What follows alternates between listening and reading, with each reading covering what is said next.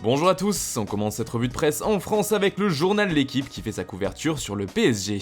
Les Parisiens qui auraient dû disputer cette semaine leur quart de finale de Ligue des Champions sans la crise sanitaire actuelle et qui sont accrochés à leurs rêves, résume le média. Mais ce qui nous intéresse dans l'édition du jour de L'Équipe, c'est la baisse des salaires en Ligue 1 qui se précise si on en croit le journal.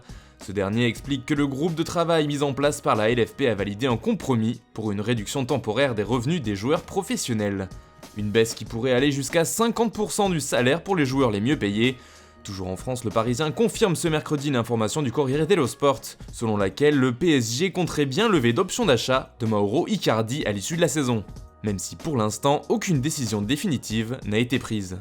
On part maintenant en Italie où la presse réagit aux dernières annonces de la FIFA. Celle-ci a affirmé que les contrats des joueurs qui se terminent à l'été 2020 seront étendus jusqu'à la fin de saison.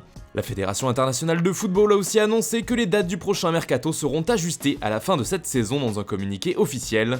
Cela fait la une des journaux transalpins comme le Corriere dello Sport qui y voit un signal positif en vue d'un redémarrage et parle d'un feu vert de la FIFA. On en parle aussi en une de Tuttosport, mais le média italien nous donne surtout la liste de Sarri pour l'avenir à la Juve. Et selon le journal, le coach aurait tranché avec d'un côté Cristiano Ronaldo et Mathis de Ligt, confirmés à 100%, et de l'autre plusieurs joueurs qui pourraient être amenés à quitter Turin, et il y a notamment Pjanic, Rugani ou encore De Siglio.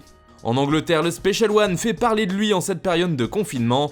En effet, José Mourinho ainsi que plusieurs joueurs ont été rappelés à l'ordre par Tottenham après un entraînement. Comme le rapporte le Times, le coach portugais accompagné de Tanguy Ndombele, Serge Aurier, Ryan Sessegnon ou encore Davinson Sanchez ont été surpris en train de s'entraîner dans un parc londonien. Un non-respect des consignes sanitaires qui fait réagir outre-Manche, à commencer par les Spurs donc, qui ont publiquement rappelé à l'ordre leur coach et leurs joueurs. Cet incident fait aussi la une du Daily Express ce mercredi qui parle d'un entraînement antisocial de la part de Mourinho. Et décidément, le Daily Mirror aussi rapporte cette information, mais ce qui nous intéresse sur cette une, ce sont les mots forts de Greg Clark, le président de la fédération anglaise. C'est le moment pour les acteurs de faire cause commune pour sauver notre jeu, a déclaré ce dernier. Le football est un jeu d'équipe et maintenant c'est le moment du travail d'équipe. Clark a aussi mis en garde sur les dégâts financiers que pourrait avoir cette crise liée au coronavirus. Un appel à peine déguisé aux joueurs de Première Ligue qui n'ont toujours pas accepté une baisse des salaires. D'ailleurs, The Independent explique ce mercredi que le syndicat des joueurs anglais a refusé la première proposition faite par la Ligue à ce sujet, qui faisait état d'une diminution de 30% des revenus. D'après le quotidien, la tendance serait plutôt à ce que les joueurs négocient directement avec leur club.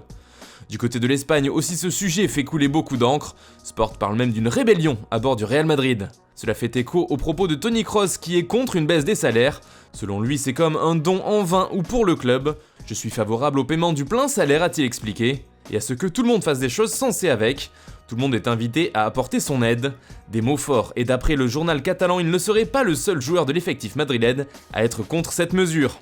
Autre information qui nous intéresse, le fait que le Barça pourrait tout chambouler au poste de gardien. D'après Sport, avec la sortie probable de Neto et la prolongation de plus en plus compliquée pour Ter Stegen, le club blaugrana penserait sérieusement à un retour d'André Onana à Barcelone. Et puis on reste en Espagne pour finir, car d'après la presse catalane, le Barça fait aussi son ménage dans la direction. Josep Bartomeu aurait réclamé la démission de plusieurs membres importants du conseil d'administration, et notamment celle d'Emily Rousseau qui était pourtant le second et le candidat favori du clan Bartomeu pour les prochaines élections présidentielles du club. Un incident qui fait forcément beaucoup parler à Barcelone. Mundo Deportivo explique que ce mouvement serait lié aux récents événements du Barça Gate qui ont entaché la direction du Barça. Le club fait aussi parler de lui du côté des transferts avec le départ possible d'Ivan Rakitic. Selon Estadio Deportivo, il y aurait du nouveau sur son transfert au Séville FC. Koundé et Diego Carlos seraient suivis par Barcelone avec beaucoup d'intérêt, avec comme idée d'une possible transaction entre les deux clubs. Voilà, c'est tout pour ce matin, bonne journée à tous et restez chez vous. On se retrouve très vite pour une nouvelle vidéo sur Foot Mercato.